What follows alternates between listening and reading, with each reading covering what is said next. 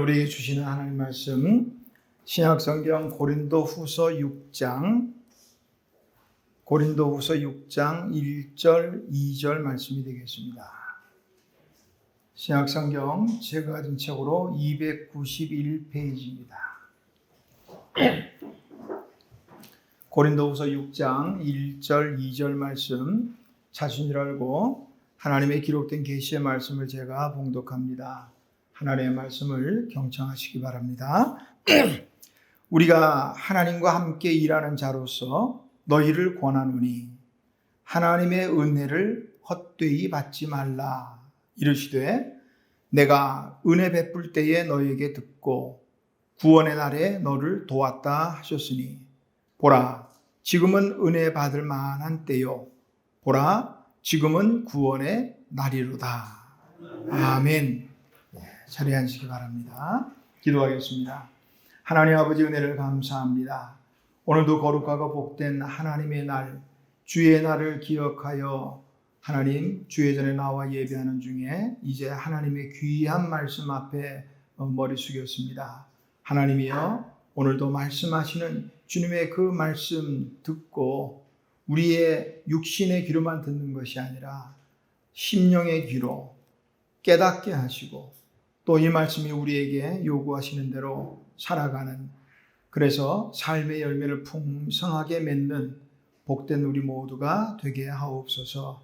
말씀을 전하는 종의 입술을 지켜주시고 또 듣는 우리 모든 성도들의 귀가 복된 귀가 되게 하옵소서.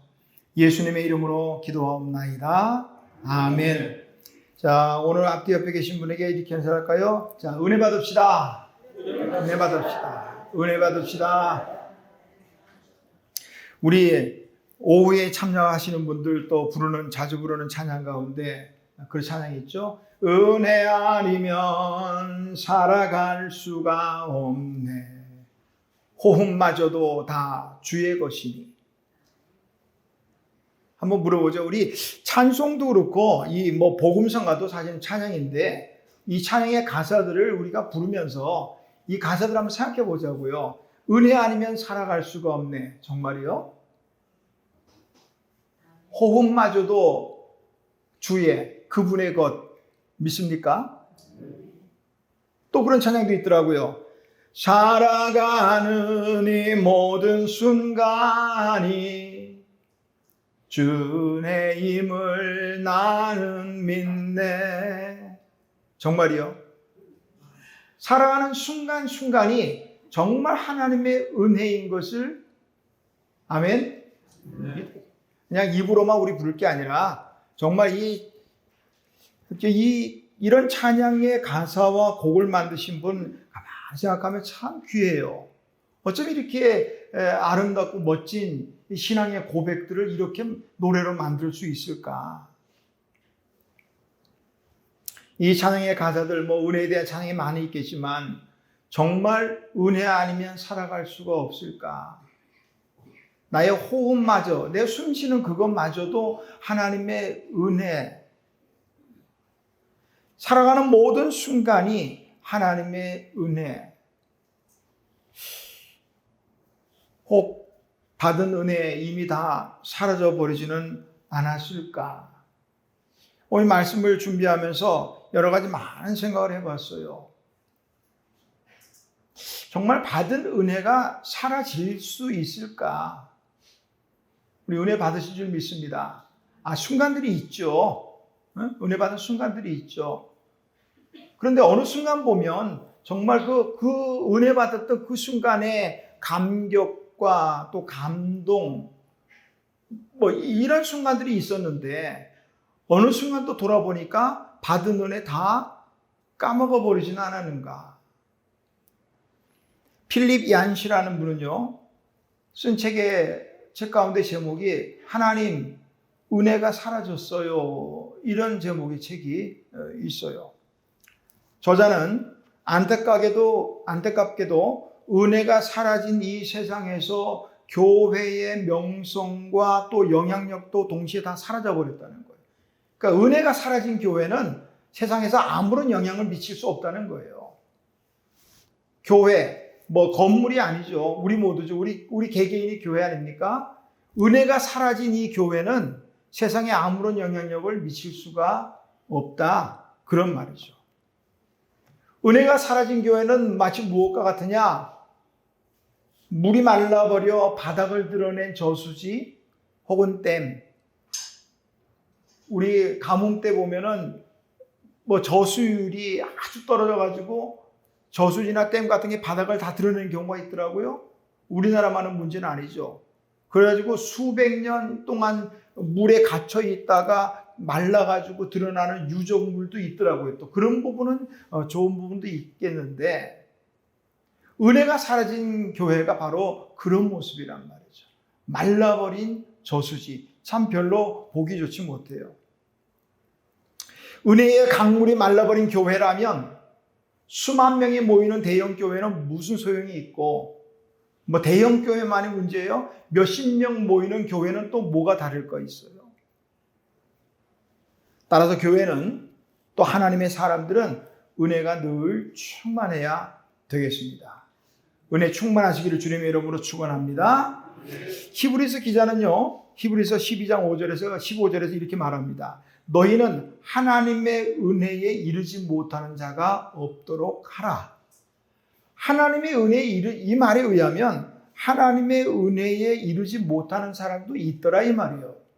그러니까 너희는 권면하는 거예요. 하나님의 은혜에 이르지 못하는 사람이 없도록 하라. 우리 가운데는 하나님의 은혜에 이르지 못하는 분이 한 분도 없으시길 바랍니다. 아멘. 어떤 사람이 꿈을 꿨는데요. 꿈에 이제 배를 타고 강을 건너가는데 강을 건너다가 이 바위에 걸린 거예요. 아무리 애를 써도 어찌 할 수가 없어요. 이 바위를 어떻게든 넘어가야죠. 강 건너편에 다다르겠는데. 그래 하나님께 열심히 기도했죠. 하나님, 이 강을 건너야 되는데 이 바위에 걸려서 지금 어쩔 수 없습니다. 어떻게 좀 해달라고 열심히 기도했더니 하나님이 그 기도에 응답하시고 물으시는 거예요. 자, 네 앞에 있는 바위를 치워주랴, 아니면 물이 넘쳐 바위를 넘어가게 해주랴. 선택하라. 이 사람은 뭐 기도하면서 그렇게 하면서 하나님, 그저 바위를 넘어가게 해주세요. 그러니까 하나님이 강물을 불게 해가지고는 바위를 그냥 쑥 넘어가게 하더라. 그리고 깨어났어요. 보니까 꿈인 거예요. 그는 그 꿈을 통해서 또 새로운 사실을 하나 깨달은 거죠. 아무리 큰 어려움, 장애, 고통의 문제가 있다 할지라도 하나님의 은혜의 강물이 넘치면 다 넘어가겠더라. 그걸 깨달은 거예요. 우리가 때로는 여러 가지 문제들, 크고 작은 문제들 앞에서 때로는 실망하기도 하고 낙심하기도 하고 힘들어하고, 또 그러다 보면 너무 힘든 시간을 지나다 보면 하나님 앞에 원망하기도 하고 그러죠. 그 다 왜 그래요? 은혜가 안 넘쳐서. 은혜가 넘치면 다 넘어가더란 말이죠. 혹시 지금 우리 가운데 어떤 장애가 나를 가로막고 있다면, 그렇다면 지금이 강물 같은 하나님의 은혜가 필요한 때다. 하나님의 은혜를 구하시길 바랍니다. 탈무드에 나오는 이런 이야기가 있어요. 쓴 열매 맺는 나무를 에덴 동산에 옮겨 심고 그 에덴 동산에 물을 주고 천사 가브리엘로 하여금 또 그 나무를 돌보게 해보라. 그래도 그 나무는 여전히 쓴 열매를 맺을 것이다. 상황의 문제가 아니라는 거예요. 에덴 동산, 그 좋은 동산에 천사 가브리엘이 관리를 해도 쓴 나무는 여전히 쓴 열매를 맺게 되더라. 칼빈의 5대 교리라는 것 가운데 하나 보면 인간의 전적 타락의 교리가 있어요. 인간은 전적으로 타락했다는 거예요. 성경 말씀들에 보면 의인은 없나니 하나도 없다. 그래서 인생의 어떤 의지나 노력으로는 결코 의롭게 되거나 구원에 이를 수 없다는 거예요. 전적 타락했기 때문에. 그런데 오늘 이 자리에 앉아 우리는 모두 구원을 얻은 줄 믿습니다. 하나님께서 의롭다 말씀하시는 거예요. 어떻게 이게 가능할까? 칼빈의 그 교리 가운데 보면 전적 타락했는데 우리가 어떻게 됐을까? 칼빈의 또 다른 교리 보니까 불가항력적인 은혜 때문이다. 우리가 전적으로 타락해서 의롭게 될 수도 없고 구원에 이를 수도 없는데 하나님의 불가항력적인 은혜, 쉽게 다른 말로 하면 거부할 수 없는 은혜, 하나님의 은혜가 우리에게 임하면요 거부할 수 없어요. 그 은혜로 우리가 의롭게 되고 구원을 받았다 이 말이에요. 그 은혜로 우리가 구원받은 줄로 믿습니다. 자, 우리가 신앙생활을 하면서 은혜가 차지하는 비중은 얼마나 될까요? 신앙생활하면서 은혜가 차지하는 비중은 얼마나 될까? 사실 이렇게 물어보면 안 돼요. 다시 물어봐야 돼요.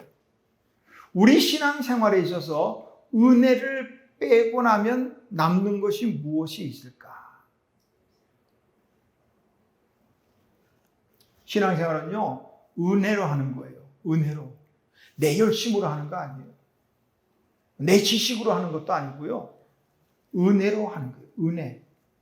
건강한 신앙, 우리가 늘 건강한 교회를 지향하고 있지만 건강한 신앙생활을 하는 중요한 비결 하나는요, 늘 은혜 가운데 사는 거예요. 은혜 충만하고. 자, 조금만 생각해 보면 하나님의 은혜가 아닌 게 없어요. 우리가 볼 수 있다는 거, 하나님의 은혜죠. 들을 수 있다는 거, 말할 수 있다는 거, 밥 먹을 수 있다는 거. 우리가 언제도 말이야 밥이나 먹자. 지금 중환자실에 어떤 분은 그 밥이나를 못 먹는 사람이 얼마나 많은 줄 아세요? 잠이나 자자? 그렇게 하지 말라고요. 먹고 자고 모든 것이요. 우리 조금만 생각해보면 다 하나님의 은혜예요. 하나님의 말씀을 들을 때마다 이 말씀이 깨달아지고 말씀대로 내가 살아야지. 또 금방 또 실패하는 한이 있어도 또 살아야지. 이런 마음이 생긴다면 그 하나님의 은혜예요. 근데 은혜가 떨어지면 빌립보 씨 말대로 은혜가 사라지면 또 다른 말로 은혜가 식어지면 아무리 훌륭한 설교도 늘 책망하는 소리만 귀에 그렇게 들어오지요. 그 수십 분의 설교 가운데 책망하는 소리만 귀에 탁탁 꽂혀요. 은혜가 떨어지면 그런 현상이 일어난단 말이에요. 성경이 읽으면 잠이 오고 찬송 소리가 시끄럽게 들리고 예배가 귀찮아지고 헌금이 아까워지고 다 은혜 떨어지니만 나타나는 현상이에요. 신학적으로 은혜 그러면 크게 두 가지로 구분을 해요. 신학적으로는 일반 은혜와 특별 은혜 이런 식으로 구분해서 일반 은혜는 믿는 사람이나 믿지 않는 사람 모두에게 임하는 햇빛을 주고 공기를 산소를 마시고 이런 것들하고 특별 은혜가 하지만 일반 은혜든 특별 은혜든 그게 무슨 상관이에요. 우리는 지금까지 하나님의 그 은혜로 살았고 그리고 앞으로도 은혜로 살아갈 것입니다. 근데 문제는 이 은혜도 받을 때가 있다는 때가. 보라, 지금은 은혜 받을 만한 때요. 은혜 받을 때가 있다. 누가복음 18장에 보면 어떤 부자 관리의 이야기가 나옵니다. 예수님을 찾아서 묻습니다. 선한 선생님이요, 내가 무엇을 어떻게 해야 영생을 얻을 수 있겠습니까? 그러니까 예수님이 말씀하셔요. 자, 부모를 공경해라. 또 이웃을 사랑하고 어쩌고 하니까 그거라면 제가 어려서부터 다 지켰습니다. 주님 말씀합니다. 내게 오히려 한 가지 부족한 것이 있으니 내 모든 것을 다 팔아 가난한 자들에게 나누어 주고 그리고 너는 나를 따르라. 우리가 아는 것처럼 그 부자는 자신의 재물을 놓지 못했습니다. 결국 근심하며 돌아갔다는 거예요. 오늘도 마찬가지예요. 자신이 가진 것들, 뭐 물질부터 시작해서 지식, 명예, 권력, 알량한 자존심, 뭐 이런 것들은 못 버리는 거예요. 사실은 그런 것도 주신 분도 하나님이거든요. 이건 못 놓는 거예요. 결국 그것이 자신의 은혜 받을 기회, 구원에 이르는 기회를 놓쳐버린 거예요. 만약에 그 사람이 예수님 말씀에 순종했더라면 아마 성경에 그 이름 석자는 아니지. 우리말로 하면 석자지만 그 이름 나오지 않았겠어요? 그런데 한 장을 딱 넘어가면 누가복음 19장에는 또 다른 사람 만날 수 있는데 키 작은 세리장 삭개오입니다. 자, 그 예수님 만나기 위해서 달려갔지만 너무 많은 사람들 때문에 예수님 가까이 갈 수가 없어요.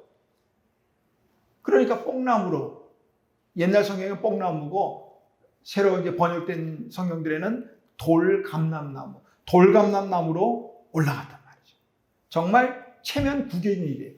여리고라는 큰 성의 세리의 장이거든요. 그런데 체면 완전히 구겨버리는 그런 행동을 합니다. 그래도 주님 만났어요. 주님은 말씀합니다. 삭개오야, 내려오라. 오늘 내가 너의 집에 머물러야겠다. 오늘 구원이 이 집에 이르렀다. 인자가 온 것은 잃어버린 자를 찾아 구원하려 함이라. 기회를 놓치지 않았다는 거예요. 때가 중요해요. 노아의 방주의 문이 닫혔습니다. 비가 오기 시작합니다. 물이 점점 차오릅니다. 사람들이 방주문을 안 두드렸겠어요? 두드렸죠. 그러나 노아와 그 가족 외에는 산 사람이 없습니다. 한 번 닫힌 이 노아 방주의 문, 구원의 문은 다시 열려지지 않았다는 거예요. 때가 중요해요. 우리 보면은 골든타임이라는 게 있잖아요. 응급 상황에서 구조하거나 아니면 구조에 필요한 최소한의 시간, 그게 골든타임. 그 시간을 놓치면 어려워지는 거예요. 이제 그 질병에 따라서 뭐 30분이 될 수도 있고 1시간이 될 수도 있고 어떤 거는 심장이 멈춰버리면 5분입니다. 5분 넘어가면 그때는 힘들어요. 빨리 인공호흡을 해야 되지요. 이런 시간들을 골든타임이라고 합니다. 신앙에도 골든타임이 있다는 생각은 들지 않는가요? 사도 바울은 오늘 말에서 우리 신앙의 골든타임을 생각하게 됩니다. 내가 은혜 베풀 때에 너에게 듣고 구원의 날에 너를 도왔다 하셨으니 보라 지금은 은혜 받을 만한 때요. 보라 지금은 구원의 날이로다. 은혜를 베푸시는 때가 있고 은혜를 받을 때도 있다는 거예요. 여기서 때라고 된 요 헬라어 원문을 보면 여기서는 카이로스라는 단어를 쓰고 있습니다. 우리는 때 혹은 시간 그러면 하나지만 그리스, 옛날 고대 그리스 헬라어에는 때가 두 가지로 나타나요. 하나는 크로노스라는 시간이 있고요. 또 하나는 카이로스라는 시간이 있어요. 크로노스라는 시간은 누구나에게나 똑같이 주어지는 시간.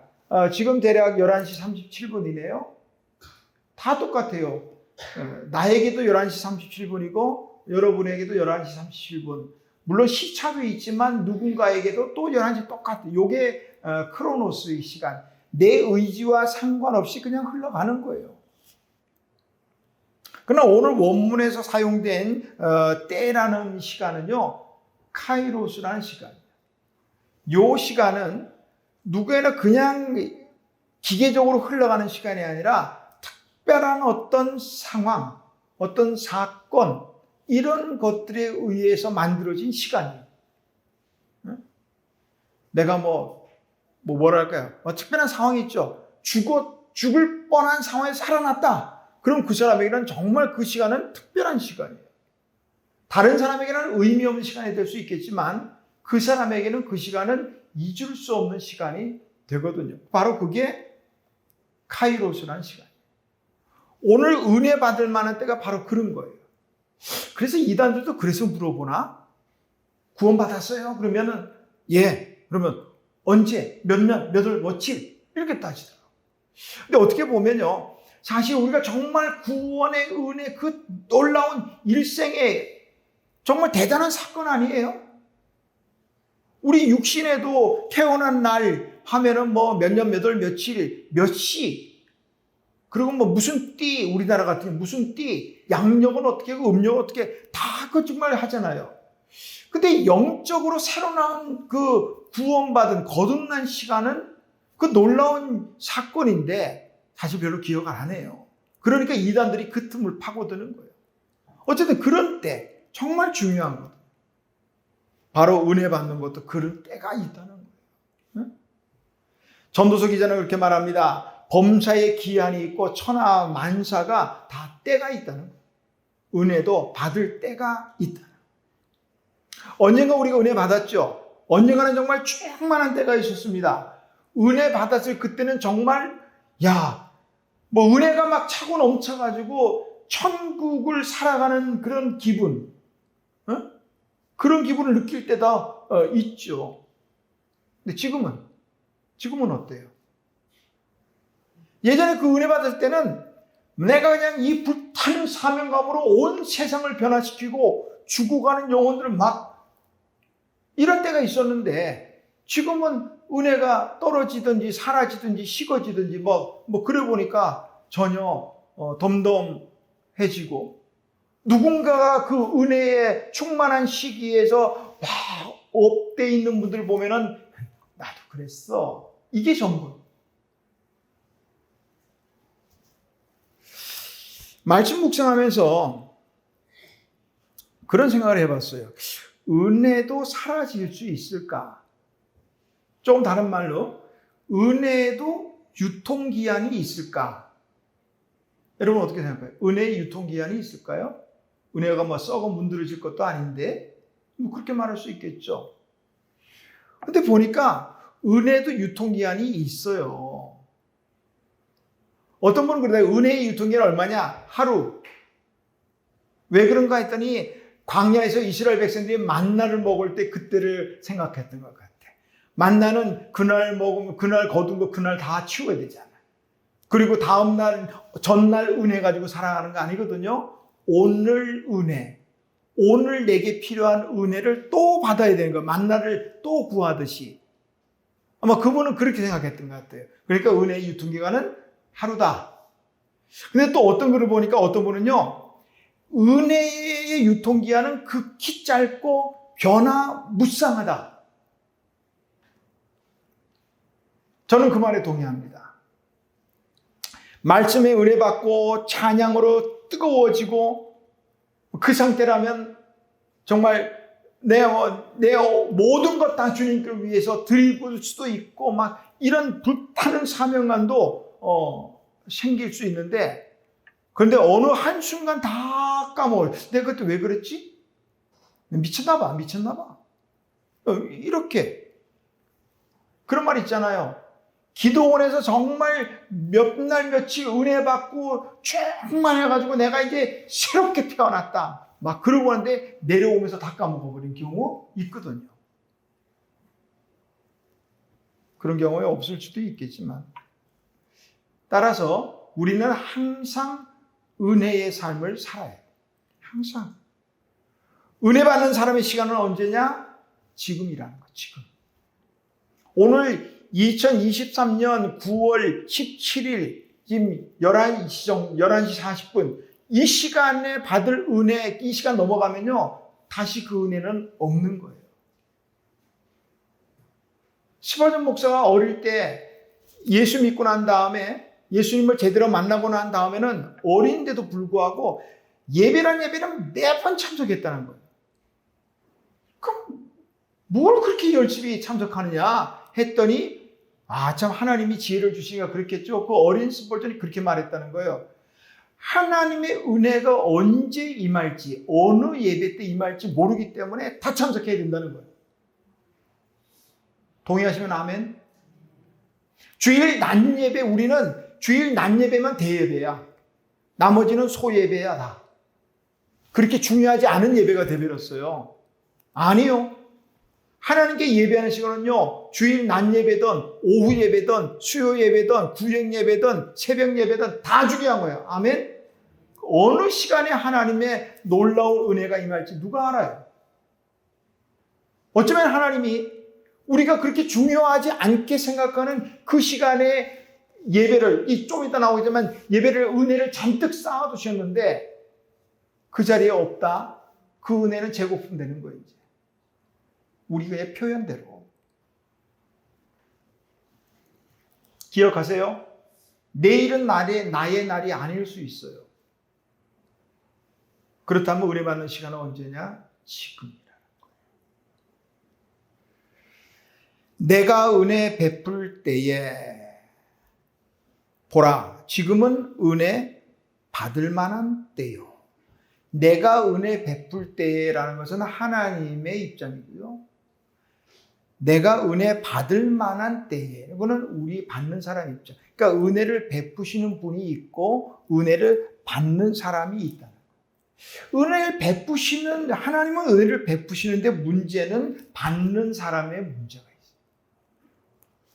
자, 하나님은 늘 은혜를 베푸시는 분이에요. 시편 31편 19절에 보니까 다윗이 이렇게 말합니다. 주를 두려워하는 자를 위하여 쌓아두신 은혜, 곧 인생 앞에서 주께 피하는 자를 위하여 베푸신 은혜가 어찌 그리 큰지요. 하나님이 은혜를 쌓아두셨다는 말이에요. 하나님의 쌓아두신 은혜를 어떤 사람이 받을 수 있을까? 교회를 오래 다닌 사람? 아니면 교회 가까이 사는 사람? 뭐 직분 있는 사람? 아니요. 그렇게 생각할 수도 있겠지만 하나님은 어떻게 말씀하시는가?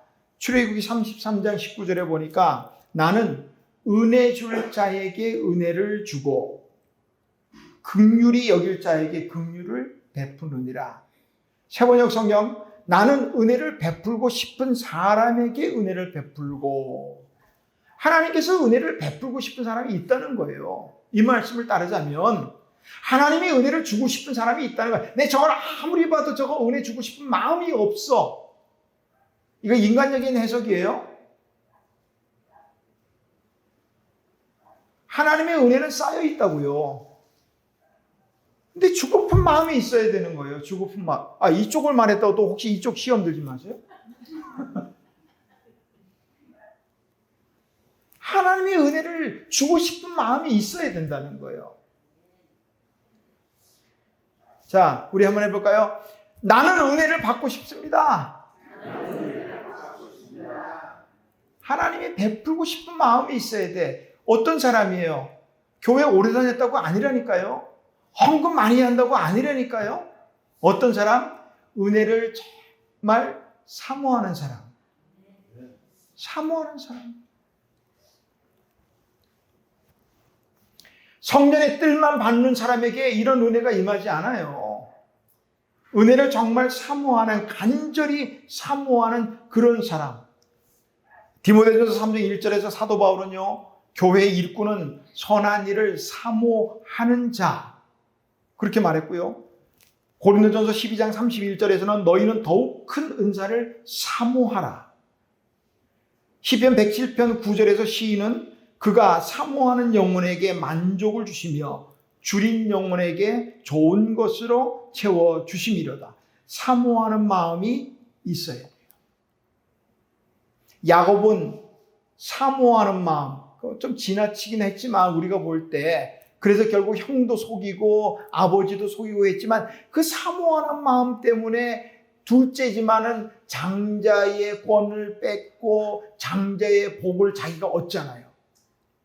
그 지나치도록 사모하는 마음. 그러나 반면에 장자이면서도 불구하고 그 사모하는 마음이 없었던 에서는 이것저것 다 빼앗겼어요. 결국 동생을 섬기는, 성경의 역사에 그렇게 나타나잖아요. 하나님의 은혜도 마찬가지예요. 쌓아두신 은혜라도 사모하는 마음에, 우리가 뭐 우스갯 말로 옛날 그런 말 있잖아요. 인천 앞바다에 사이다가 있어도 다 알죠? 꽃부가 없으면 못 마신다. 하나님의 은혜가 쌓여 있어도 받을 만한 그릇이 준비 안 되면요, 그 은혜 내 거 아니에요. 응? 사도행전 17장에 보니까 또 이런 얘기가 있더라고요. 사도 바울이 빌립보와 데살로니가를 거쳐서 베레아 지방까지 이제 전도 여행을 가는 거예요. 근데 이제 데살로니가 지역에서는 3주 만에 옮기게 됩니다. 이유는 유대인들이 그 바울 일행을, 복음을 전하는 바울 일행을 핍박하는 거예요. 사람들을 끌어모아서 그냥 소동을 일으키는 거예요. 예배하는데 그냥 사람들 끌고 들어와가지고 막 소동을 일으키는 거예요. 그러니 어떻게 하겠어요? 사도행전 17장에 보면 3번이나 그렇게 소동을 일으켰다, 그렇게 나옵니다. 결국 데살로니가에서 3주 만에 바울 일행이 베레아로 넘어갔어요. 베레아에서 가서 말씀을 전하는데 유대인들이요, 베레아까지 쫓아와가지고 또 소동을 일으키는 거예요. 하나님의 은혜의 복음의 말씀을 전하는데도 그걸 은혜를 받지 못하고 소동을 일으켜서 오히려 핍박하는 사람이 있어요. 그런가 하면 베레아 지방 사람들은 또 달랐어요. 사도행전 17장 11절에 보니까 베레아에 있는 사람들은 데살로니가에 있는 사람들보다 마음이 더 너그러워서 간절한 마음으로 말씀을 받고 간절한 마음으로 받았다. 어떤 사람은 똑같은 복음의 말씀, 은혜의 말씀을 듣는데도 소동하는 사람이 있는가 하면 어떤 사람은 간절한 마음으로 받게 되는 그런 경우가 있다는 거예요. 어떤 사람은 똑같은 복음의 말씀을 듣는데도 마음이 더 강팍해지는 경우가 있는가 하면 어떤 사람은 은혜가 충만해지는 경우가 있더라. 내 마음 속에 강팍한 마음, 완악한 마음, 이런 것들이 가득하면요, 하나님의 은혜가 들어갈 자리가 없어요. 그거 다 뽑아버려야 돼요. 쓴뿌리 다 뽑아버려야 돼요. 그래야 은혜가 들어가는 거예요.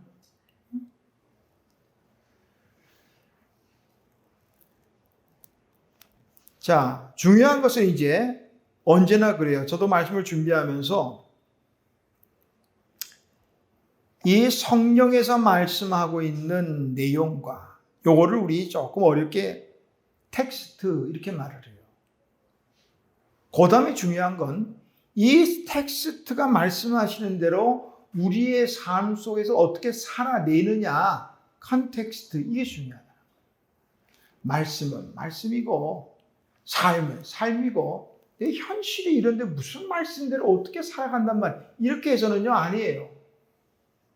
신앙생활에 중요한 2가지 기둥이 있다면 말씀과 삶이 돼야 돼요. 이 말씀이 우리에게 요구하시는 대로 늘 살아가야 한다, 이 말이죠. 자, 은혜 받았으면 은혜 받은 자의 삶을 살아가요. 은혜 받은 걸 어떻게 할 수가 있을까? 중세 시대에 이 성화를 그리는 분들 보면요, 대부분이 보면 이 성인이나 예수님 또 이 천사들 이렇게 그림 그리면 뒤 옆에 얼굴 주변에다 이렇게 후광을 그려놨다고? 은혜 받은 사람에게도 그런 뭔가 이렇게 보여지면 어떨까 하는 생각도 한번 해봤는데, 그건 아니겠더라고, 보니까. 은혜 받은 사람이니까 은혜의 빛이 이렇게 충만하게 비치면, 와, 저분 은혜 받았구나. 충만하구나. 그러면 좋겠는데, 그 빛이 옅어진 사람 보면, 은혜가 식어가는 중인가 봐. 아니면 전혀 없는 사람 보면 은혜가 완전히 없구만. 만약에 목사가 설교하는데 은혜가 전혀 안 보이면, 목사님이나 은혜 받으세요. 그럴 거 아니에요, 또. 그러니까 이게 안 보이는 게 맞긴 맞는데, 그럼 은혜 받은 자의 삶을 어떻게 알 수 있냐, 이 말이에요. 응? 은혜 받았다고 쓰여 있는 것도 아닌데, 은혜 받은 사람은 다른 거 없어요. 은혜 받은 자의 삶을 사는 거예요. 은혜 받은 자의 삶. 만약에 그게 안 된다면 오늘 1절 끝에 말한 대로 은혜를 헛되이 받는 거예요. 은혜 받았으면 은혜 받은 자다운 삶이 있다, 이 말이에요.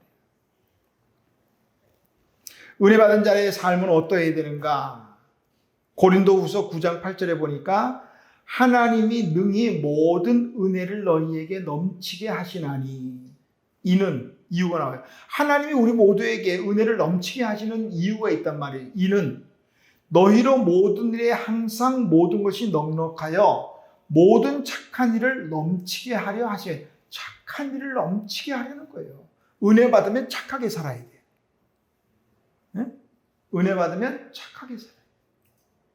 물론 착하게 산다는 개념이 어느 거냐 딱 말할 수 없지만 나중에 기회 되면 또 우리가 해보겠지만 착하게 살아요. 에베소서 4장 29절 무릇 더러운 말은 너희 입 밖에도 내지 말고 오직 덕을 세우는 데 소용되는 대로 선한 말을 하여 듣는 자들에게 은혜를 끼치게 하라. 그 은혜 받은 사람은 말 한마디부터 달라지는 거예요. 말 한마디부터. 은혜 받으면요 특징이 몇 가지 있어요. 길게 말씀할 시간이 안 되지만 은혜 받으면 신앙생활이 재미있어져요. 예배가 재미있나요? 은혜 받으면 재미가 있어요. 예배 시간이 기다려지는 거예요. 원론적인 얘기 같지만 은혜 받으면 주일이 손꼽아 기다려지는 거예요. 은혜 받으면 예배 시간이 기다려지는 거예요. 오늘은 어떤 말씀이 나에게 또 들어올까? 어떤 깨달음을 주실까? 저는 그래요. 말씀을 준비하면서 늘 깨달음을 준비합니다. 이 말씀 하나하나가 이제 만들어져서 전달될 때 어떤 느낌, 그 기분이 저는 너무너무 좋아요. 그래서 말씀 준비할 때마다요, 너무 재미가 있어요. 한편으로는 설교 한 편 준비하는 게 스트레스가 됩니다만은, 그러나 이 말씀이 어느 밭에 들어가서 어떻게 또 싹을 틔우고 그 말씀을 살아낼 거 생각하면요 너무 재미있고 기쁘다 이 말이에요. 나만 그런가 몰라. 어쨌든 신앙생활에 은혜가 있으면요 재미가 있어요. 안 믿는 사람들이야 그 일주일 내내 그냥 삶의 현장 속에서 직장에서 힘들고 스트레스 받고 뭐하고 이놈의 직장 내가 언젠가 때려쳐야지 막 맨날 그렇게 하고서 하루 이틀 쉬는 날 요즘 토요일부터 쉬더라마는 쉬는 날 되면 그냥 마음 놓고 쉬자 이제. 그런데 예수 믿는 사람들은 그날도 내 날이 아니야. 그렇죠? 주일날은 오히려 더 바빠. 교사해야지. 우리 아직 쉬고 있지만 찬양대 해야지. 주일 낮에 예배 드려야지, 밤에 드려, 오후에 드려야지. 어떤 구역은 주일날도 구역 예배 드려야지, 구역 예배 드려야지. 우리 교사들 보니까, 오후 2시에 마치면 3시 반에 아동부하고, 그 끝나면 5시 반부터 또 청소년부하고, 끝나고 저녁을 우리 가족들이 같이 먹을 시간이 없어. 8시 반이 넘어서 끝나니까 그런데도 재미있어. 이유는 은혜가 있으니까. 은혜가 되면요 피곤하고 뭐하고 재미가 있는 거예요. 근데 은혜가 떨어지면 그거는 얘기하지 말자고요. 은혜가 되면요 신앙생활뿐이 아니라 모든 일들이 다 재미있어져. 기쁘고 신나게 되는 거예요. 황수관 박사 신바람 박사라고 그렇게 했지만 60몇 살밖에 안 되더라고. 우리 은혜 받으면요 정말 신나는 거예요. 신나는 거예요. 만사가 정말 재미있어요. 공부하는 학생들이요 다른 거 없어요. 은혜 받으면 공부도 잘하게 돼요. 은혜 받아가지고 내가 하나님의 영광을 위해 살아야지. 이 은혜가 깨달으면 공부하게 된다고. 엄마들 잔소리하지 마세요. 공부해라 공부해서 남주냐 어쩌고저쩌고 거지 된대 그러지 마세요. 하나님의 영광을 위해서 은혜가 딱 애게 차면요 공부됩니다. 아이의 마음속에 은혜 충만하게 해달라고 그거 기도하세요. 은혜 받으면요 육신도 건강해진다고요. 마음이 즐거우니 어떻게 육신이 좋아지지 않겠어요? 특별히 하나님의 일꾼된 자들은요 하나님의 은혜 받아야 돼요. 1절 보세요. 우리가 하나님과 함께 일하는 자로서 일꾼이라는 말이에요. 하나님의 은혜를 헛되이 받지 말라. 하나님의 일꾼들은 하나님의 은혜를 받아서 일하는 사람이어야 돼요. 만약에 하나님의 은혜를 받고서도 일꾼의 일을 감당하지 않는다면 마치 마태복음 25장에 나오는 것처럼 한 달란트 땅에 그냥 묻어놨다가 나중에 주인 오니까 여기 있습니다 파가지고 주니까 주인이 잘했다 그랬어요? 악하고 게으른 종아, 책만 받았다고. 하나님의 은혜로 우리에게 여러 가지 이런저런 일들, 직분을 맡겼다면 충성되게 해야 돼요. 그 일로 하나님께 영광을 돌려야 된다는 거예요. 그런데 문제는 우리가 은혜 받아도 이 고통의 문제나 또 환난, 또 이런 문제가 다 사라지는 게 아니더라인 거예요. 그러니까 늘 경험하는 거죠. 은혜 충만해서 정말 하나님의 영광을 위해서 하면 모든 어려움 다 사라지고 아프지도 않고 막 이렇게 하면 좋겠는데, 문제는 은혜 충만하게 해서 살아가도 여전히 삶의 문제는 있더라는 거예요. 이에 대해서 단적으로 사도 바울은 빌립보서 1장 29절에서 이렇게 말합니다. 그리스도를 위하여 너희에게 은혜를 주신 것은 두 가지예요. 하나는 다만 그를 믿을 뿐 아니라, 하나님이 은혜를 주신 것은 예수님 믿는 거예요. 첫 번째는. 두 번째는 또한 그를 위하여 고난도 받게 하심이라. 우리가 기도할 때 하나님 고난은 다 사라지게 해주시고 늘 밝은 날만 무지개 같은 인생, 그거 기도 아니에요. 지난 우리 주일 오후에 에반 올마이티라는 그 짧은 영상을 봤죠? 하나님이 우리에게 고난을 없애달라고 기도한다면 고난을 없애주실까? 아니면 고난을 견딜 수 있는 기회를 주실까? 이거 생각하면 맞아요. 하나님이 우리에게 은혜 주신 것은 이런저런 고난이 없어서가 아니라 그 고난도 이길 수 있는, 견딜 수 있게 하는, 그게 은혜라는 거죠. 그게. 오늘 4절 5절 보세요. 하나님이 일꾼된 바울은 어떤 고통을 당했는가?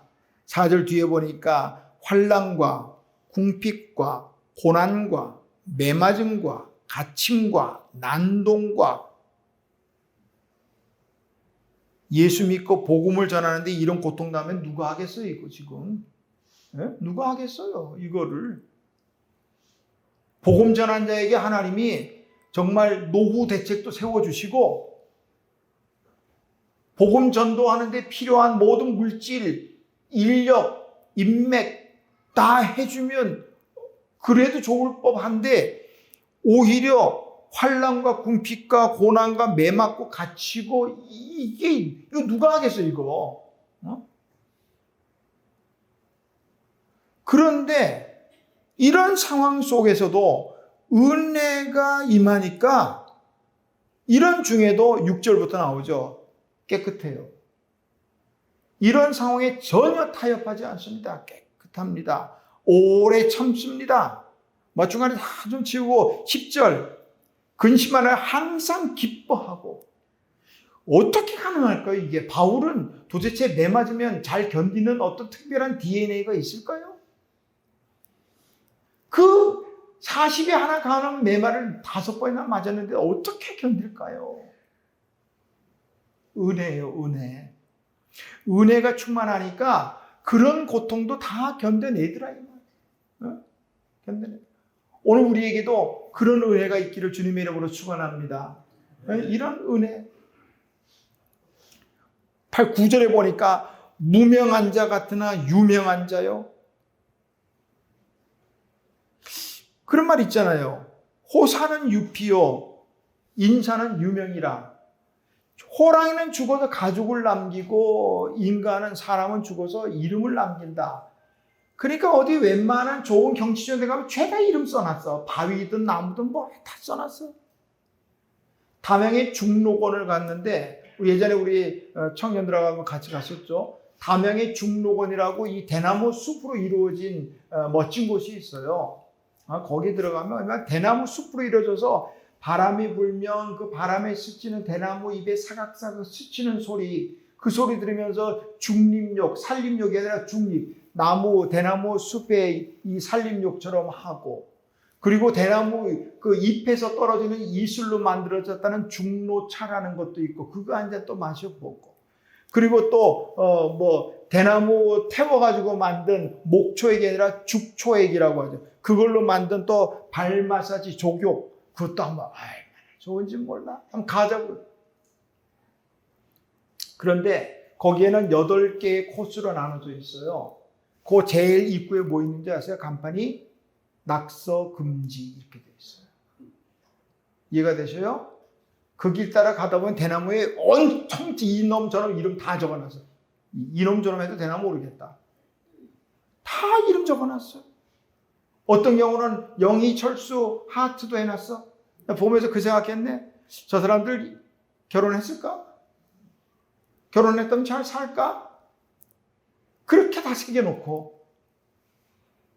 이게 사람이에요. 이름 내고 싶은 거예요. 근데 무명하다. 그렇지만 무명하지 않다. 하나님이 알고 계시니까. 세상 사람들은 그렇게 이름 내고 뭐 하고 싶지만 우리 하나님 사람 어떻게 해요? 이름 없이 빛도 없이 감사하며 섬기는. 유진 피터슨은 메시지 성경에서 9절에 무명한 자 같으나 유명한 자요. 이 부분을 이렇게 번역했어요. 사람들은 무시하지만 하나님께서는 인정하십니다. 아멘. 됐잖아요. 하나님이 인정하시면 됐잖아요. 이름 내고 안 내고 그거 신경 쓰지 말자고요. 은혜 받은 대로 열심히 충성하면 이름 없어도 하나님은 알아주신다는 거예요.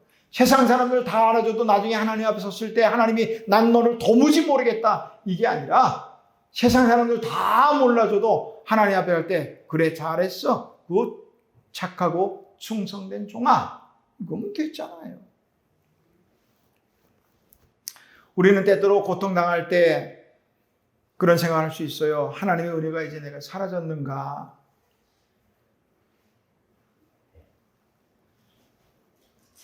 그러나 우리가 고난 중에도 하나님의 은혜예요.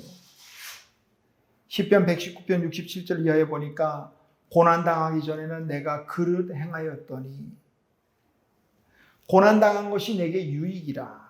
이로 인하여 내가 주의 율례를 배우게 되었나이다. 주의 입의 법이 내게는 천천의 금은보다 좋습니다. 하나님의 은혜는 고난도 유익이 되더라. 이 말씀. 한 주간 살아가실 때 매일매일 순간순간 임하시는 그 하나님의 은혜 받으시고 은혜로 살아가시기를 주님의 이름으로 축원합니다. 하나님 아버지 은혜를 감사합니다.